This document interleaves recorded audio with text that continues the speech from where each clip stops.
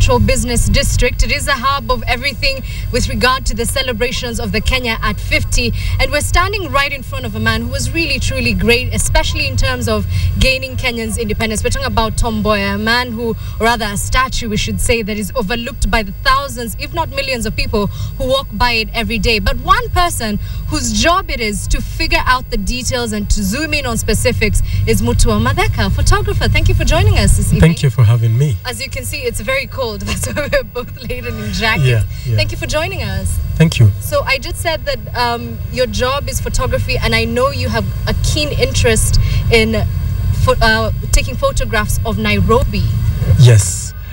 Well, the first time I tried to look for images of Nairobi online, I didn't find too many that looked like the Nairobi I interacted with on a daily basis. And so, you know, I was kind of sad about that. I didn't see any images I could use as my wallpaper. What do you mean when you say that you didn't see images of what you normally interact with? What does that mean? I mean, I saw a lot of images that just focused on the negative part. And I think that's because most of the photographers that were probably doing journalistic photography and capturing a lot of that in Nairobi were foreigners. And so I believe most of their opinion was skewed. It was more towards the poverty, you know, the dirt, all the ills. Right. And I thought this is not the full story. It's a story, but not the full story. It's a story, but not the full story. Speaking of stories, we're standing right in front of the National Archives, which our viewers can't see at the moment. Yeah. But this is where we're supposed to have our heritage sort of in a database. Do you think in the next 50 years, our children's children will be looking at your photographs and saying, oh, that's what Kenya looked like 50 years ago? Yeah. Quite honestly, I truly hope so, because for me, that's the plan. I just the other day I was looking at pictures of Nairobi in the 50s and 60s, and I was like, imagine how cool it will be, because some of those guys photographed Nairobi then. Now us guys are photographing Nairobi now, and throughout my life I hope to photograph Nairobi, chronicle the changes. Right. And after I'm gone, hopefully someone else will take over that, because it will be cool to look at. I mean, it will be cool for me to look at my own images and say, this is 2000, this is 2010, this is 2020, right, this is 2030. Now, I know you're specifically interested or keen on Nairobi, as we have been mentioning, but with devolution, we're hoping, or at least expecting, that a lot of that will move into other places. Yes. Do you think in the near future, as you keep photographing, you're going to see differences in that? I think so. And I mean, even now, well, my focus now is just Nairobi, just because it's closest to me. I'm here. I might as well use what I have. Yeah. But I think there's so much more in the other counties that is of interest, that is not really, you know, cityscape.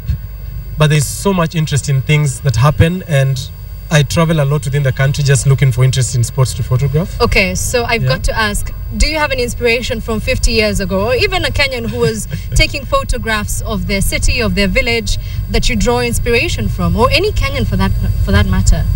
Well, quite honestly, every day I can't peg it on one. But one of the things, every time I say Nairobi, I find Nairobi to inspire me. Sometimes people look at me like I'm mad, or I'm just being poetic. But really, every time I'm on the streets, there's something interesting happening that makes me think, well, this is my city. There's always something interesting. There's always a guy somewhere doing something, seated somewhere, minding their own business, making, you know, carrying some form of art thing. I think there's always something interesting if you are keen enough to look. If you're keen enough to look. All right, we have to hand over back to the studio. But before we do, you already have initiated a movement. People know your photographs. You have a huge collection from what I've observed. Yes. But in the next years, what is your dream as a photographer and as an artist in Kenya, looking forward?